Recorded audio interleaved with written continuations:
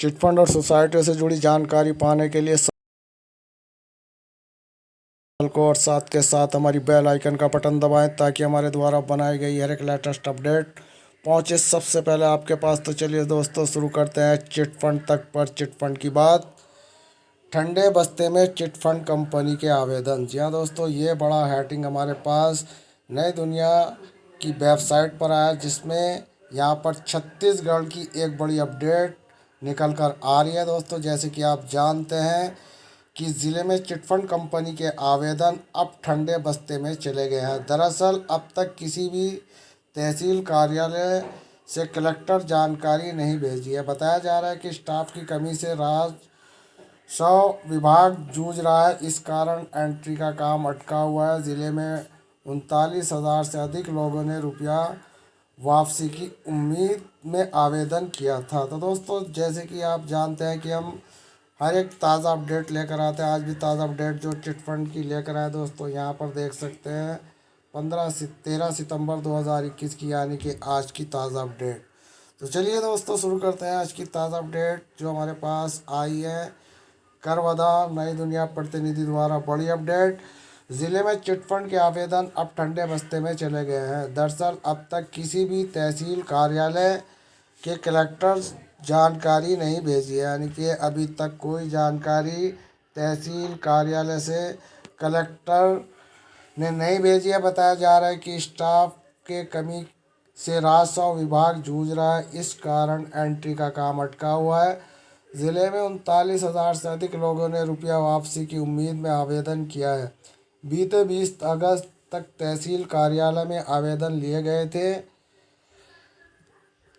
Late लतीफ़ी के चलते chit fund के निवेशकों को परेशानी का सामना करना पड़ेगा। जानकारी अनुसार निवेशकों द्वारा जमा आवेदनों की तहसील कार्यालयों में एंट्री की जानी थी। ऑनलाइन एंट्री के साथ प्रशासन चिटफंड कंपनियों के नाम की अलग सूची भी तैयार करानी थी।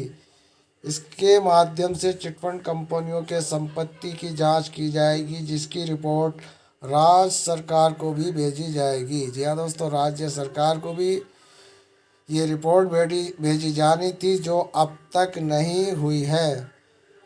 चिटफंड कंपनियों की सूची भी नहीं बना सके। आवेदनों की एंट्री के साथ चिटफंड कंपनी की सूची बनानी थी, लेकिन नहीं बना पाए। सूची से पता चलेगा कि ज़िले में कितनी कंपनियों में निवेशकों ने राशि जमा की है।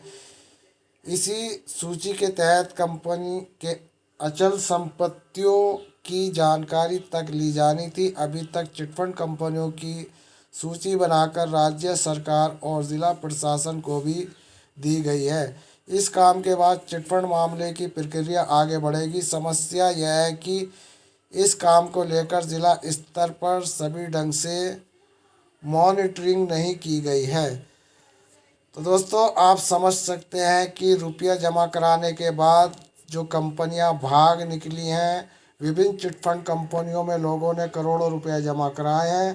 कंपनियां निवेशकों को रकम वापस करने के बजाय भाग निकली। चिटफंड कंपनियों में डूबी रकम की वापसी के लिए सरकार ने निर्देश पर प्रशासन द्वारा निवेशकों से आवेदन मंगाए थे। जिला प्रशासन द्वारा सभी तहसील कार्यालयों में निवेशकों का आवेदन जमा लेने की व्यवस्था की गई थी। सभी प्रकार की जानकारियाँ यहाँ पर दी गई थी। अब दोस्तों मामला यह है कि जो यहाँ पर राज्य स्तर से तहसील परिसर में ये आवेदन सबमिट किए गए थे, तो उस पर कुछ यहाँ पर मामला ठंडा चल रहा है, यानी कि स्टाफ की कमी के कारण यहाँ पर ये मामला कुछ आगे नहीं बढ़ पा रहा। और दोस्तों साफ बात यह है कि चाहे ऑफलाइन हो या ऑनलाइन, दोनों ही प्रक्रिया में झोलमाल है। दोस्तों जैसे कि आप जानते हैं कि पीएसएल इंडिया लिमिटेड कंपनी के भी आवेदन यहाँ पर ऑनलाइन सबमिट किए गए थे। और दोस्तों सबसे बड़ी बात यह है कि ये आवेदन जो ऑनलाइन पर सबमिट किए गए थे, उनमें भी निवेशकों को पैसा नहीं मिल रहा, जिसका जीता जागता नमूना इस वक्त जो हमारे पास है पीएसएल इंडिया लिमिटेड है, जिसके 5 करोड़ 85 लाख निवेशक 49,100 करोड़ रुपए की यहाँ पर लूट की गई है, यानी कि गरीब निवेशकों का पैसा यहाँ पर हड़पा गया है। और दोस्तों इसे हड़पना ही कहा जाएगा, क्योंकि यहाँ पर जब ऑनलाइन प्रक्रिया शुरू है और 2016 में सुप्रीम कोर्ट का आदेश आया था कि सभी निवेशकों का पैसा विद ब्याज दे दिया जाए, और वो भी समय सीमा 6 महीने की अवधि दी गई थी। तो दोस्तों आज 6 साल हो चुके हैं, लेकिन निवेशकों को उनके अकाउंटों में 49,100 करोड़ रुपये में से जो दोस्तों अभी तक केवल 4 या 4.5 करोड़ रुपया ही निवेशकों तक पहुंचा। निवेशकों को पहुंचाने की संख्या जो इस वक्त है वो केवल 12 लाख है, जबकि निवेशकों की संख्या 5,85,00,000 होना दर्शाती है। और बात अगर इनके पैसों की करें तो दोस्तों 49,100 करोड़ रुपया अनुमान लगाकर देखिए दोस्तों कितना पैसा यहाँ पर इस वक्त सरकारी संस्था से विभाग लेकर बैठी है। और इधर यहाँ पर चिटफंड कंपनियों के जो आवेदन सबमिट किए गए हैं वो भी ठंडे बस्ते में पड़े हैं। तो दोस्तों ऑफिस लाइन हो या ऑनलाइन, दोनों में पूरी साजिशें चल रही हैं। क्योंकि कुछ हमारे पास सूत्रों के हवाले से ये भी खबर आ रही थी कि इस तरीके से जो राज्य स्तर की जो कार्रवाइयाँ चल रही हैं, जिनमें निवेशकों को पैसे देने की एक प्रक्रिया राज्य सरकारों ने चलाई थी या चला रखी है, उसमें कुछ ऐसे भी संगठन सामने आए जिन्होंने इनकी प्रक्रिया का पर्दाफाश किया। उन्होंने कहा कि ये संपत्तियां निवेशकों को देने के लिए जो नीलाम की जा रही हैं वो अपनी कीमत से बहुत कम दी जा रही हैं, और इनको भूमाफियाओं को ही बेचा जा रहा है औने पौने के भाव में। तो दोस्तों इस वक्त मामला चिटफंड सोसाइटियों का बहुत गंभीर है। हालात बद से बदतर है। निवेशकों का पैसा मिलना मुश्किल ही नहीं नामुमकिन बना हुआ है, लेकिन हमारी कोशिश बरकरार है और इस कोशिश को हम लोगों को बराबर रखना है। अगर दोस्तों हम इस वक्त कोशिश नहीं करेंगे तो ये निवेशकों का पैसा स्वाभाविक है कि हड़पा जाएगा। और ऐसे में निवेशकों को एकजुट होकर सभी निवेशकों को अपने पैसे के हक के लिए आवाज़ उठानी चाहिए, चाहे वो किसी भी कंपनी का हो, किसी भी सोसाइटी का हो। सबको एकजुट होकर धरने प्रदर्शन करने चाहिए ताकि गरीब निवेशकों को हक मिल सके।